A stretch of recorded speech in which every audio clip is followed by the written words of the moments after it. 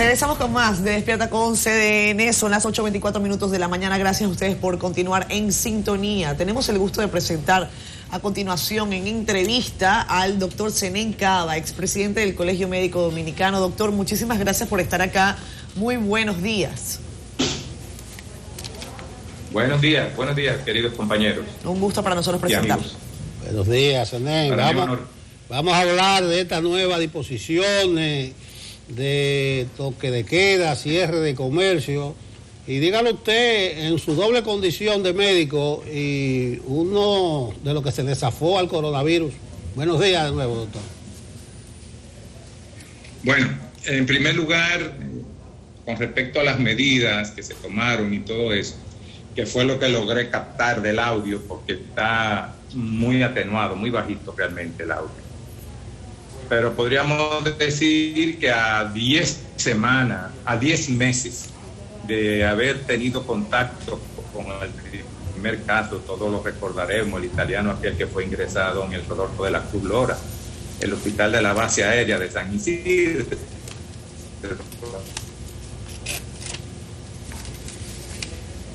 Bueno, la República en esta semana, con un incremento, luego que había bajado la curva de una positividad diaria de 17.60 y una positividad sostenida de unos 12.80.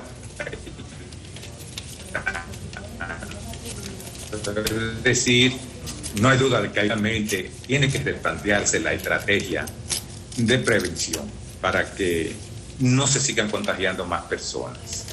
Ante esa situación vimos que en el día de ayer el gobierno emitió un decreto en donde se estructura una serie de medidas, algunas acertadas, otras las consideramos no tanto, y se crean una serie de expectativas.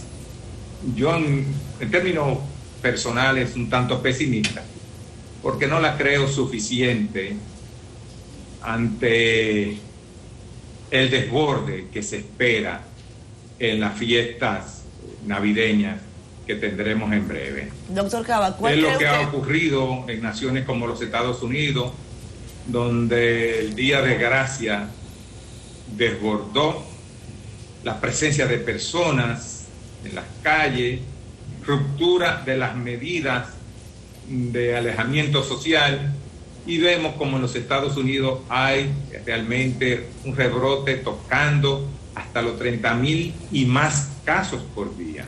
Doctor Cava, ¿cuál cree usted ha sido Estados Unidos la medida? En el día de antes de ayer sobrepasó los 300,000 muertos.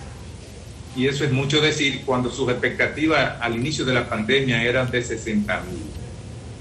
Es decir, es obvio que estas medidas producidas aquí, emitidas ayer mediante ese decreto, yo soy de los que me incluyo dentro de los pesimistas, y obviamente eso, yo creo que el gobierno contemporizó precisamente con eso que ustedes mencionaban, que eran los negocios. Fíjense cómo en el caso de la provincia de la Altagracia, teniendo alrededor de 30 y pico de casos por día, no la mencionan dentro de las provincias más afectadas. Prefieren mencionar La Vega o la provincia de Duarte, en donde ha habido una prevalencia constante de casos, pero en mucho menor cantidad que la provincia de la Altagracia. Pero la provincia de la Altagracia es trascendente del turismo, y así no se puede estar jugando a la pandemia con la política. Fue la estrategia del gobierno anterior, y todos vimos cómo esa estrategia fracasó. Eso le tengo que decir por esa parte. Doctor Cava, ¿cuál cree usted ha sido la medida que ha acertado el gobierno entre ese grupo anunciado, y en qué considera usted fue insuficiente? Se habla de un cierre de comercios, se habla de libertad de tránsito hasta un poco más tarde, las medidas para el 24 y para el 31. Coméntenos al respecto, por favor, desde el punto de vista ya detallado. Mire, yo pienso que las medidas debieron, en el término de las horas del toque de queda, pudieron haber sido más tempranas, con mayor cantidad de horas. Porque de hecho, si nos ponemos a ver,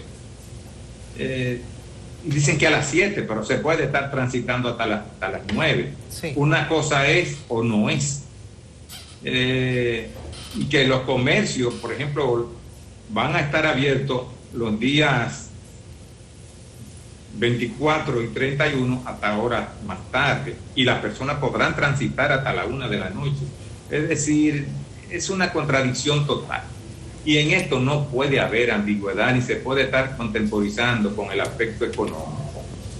O se toman medidas serias, o no se toman, porque el virus que es altamente contagioso, es uno de los virus, valga la redundancia, más virulento que se haya tenido noticia, no contemporiza con el negocio, todo lo contrario. Después que se aflojaron las medidas en los países de Europa y después en los Estados Unidos, fue que vino este segundo rebrote. Yo creo que si en otros países han tomado medidas, como en Alemania, que en el día de ayer inclusive los negocios los cerraron, se tomaron medidas contra el tránsito, pero muy drásticas, incluyendo los días festivos. Si no se toman medidas similares, es obvio que enero, y lo estoy diciendo hoy, día 16 de diciembre, si no se toman medidas más drásticas, vamos a tener un enero que yo no quiero ser un augur, no quiero convertirme en pitoniza, pero vamos a tener un enero muy difícil. Miren, las estadísticas de ayer de la ocupación de camas, sobre todo en las grandes urbes, como la capital, La Vega, provincia de Duarte, no recuerdo qué otras provincias, sí, pero provincias grandes, el número de camas ya está son pocas las que quedan, y las camas de unidades de cuidados intensivos, lo que quedan en los grandes hospitales, que tienen más de 5 camas por intensivo, las que no están llenas, como el Vinicio Calvén, como el Marcelino Vélez, son pocas las que les quedan. El Morillo Quín de la Vega está desbordado. Clínicas como la Unión, Coromina de Santiago, y están casi ya al borde, al borde de la ocupación total. Y lo mismo ocurre en la capital. Pienso que estamos a tiempo de tomar medidas más asertivas para enfrentar la pandemia, porque lo que se está haciendo, en primer lugar, además de no ser las más acertadas, creo que son todavía tímidas, tibias, para el desborde de personas que se inicia la otra semana y que termine el 6 de enero. Y frente a esta situación de ocupación casi de 100% de las camas de intensivo, y en más de un 70% de las camas hospitalarias en donde no se han llenado aún, nos pone de cara ante una responsabilidad que tiene que ser asumida irremisiblemente por el ministro o por el Consejo de Salud que integró o estructuró el actual gobierno. Zenén, usted es un gremialista, es presidente del Colegio Médico por demás. Nosotros presentamos hace un rato una circular de la dirección del Moscoso Puello en la que anuncia a los médicos que no hay dinero para pagar los incentivos. ¿Qué usted conoce de la realidad de los médicos en esta realidad? Mire, yo creo que eso es una mentira. Si aquí aparecen 100 millones para pagarle a una gran cantidad de artistas ricos, y por cierto, esto lo incluyo entre paréntesis, de calidad cuestionable, ¿cómo no va a aparecer? Es una irresponsabilidad mayúscula. Y es un acto inclusive criminal, negarle a los médicos en la actual pandemia una migaja, porque es una miseria. Estamos hablando de 5,000, de 10,000 pesitos en el mejor de los casos. ¿Cómo le dicen a los médicos que no hay dinero? ¿Cómo le dicen a los médicos que no hay dinero? ¿Cómo motivan, cómo incentivan ese personal que la 24/7 está fajado en los centros hospitalarios? Eso es una mentira. Y eso hay que averiguarlo. Y el colegio médico está compelido a que ese dinero aparezca. Porque yo me incluyo, yo soy del Mocoso Puello. Yo me incluyo dentro de los médicos que no creemos. El Mocoso Puello ha incrementado la captación de recursos. Ha estructurado un departamento de auditoría que en el mejor de los casos ha sobrepasado entre los 7, cuando no los 10, cuando no los 15 millones de pesos mensual por concepto de pacientes de SENASA que han ido allá. Entonces, ¿cómo le van a salir a los médicos que no hay incentivo? Una miseria de incentivos. Pero para otras cosas. No, eso es inaceptable. Eso es inaceptable y se tienen que buscar esos recursos donde quiera que aparezcan.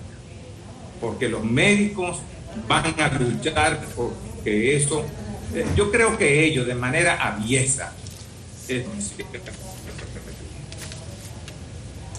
16 de diciembre o 14 o 15 de diciembre, es obvio que los grandes conglomerados de trabajadores del país, dentro de los que estamos los médicos, hay ya niveles de desmovilización y se aprovecha el influjo psicológico que tiene el doble sueldo. Vamos a dejarle caer esta, que ellos ahora están desmovilizados. Pues miren, yo le digo a esas autoridades que no se va a aceptar. Que no se va a aceptar y que se va a luchar aún sea dentro de las propias fiestas navideñas. No vamos a aceptar eso, es inaceptable, desde todos los puntos de vista. Y es criminal negarle a los médicos una miseria que les corresponde por trabajo prestado, porque eso se produce.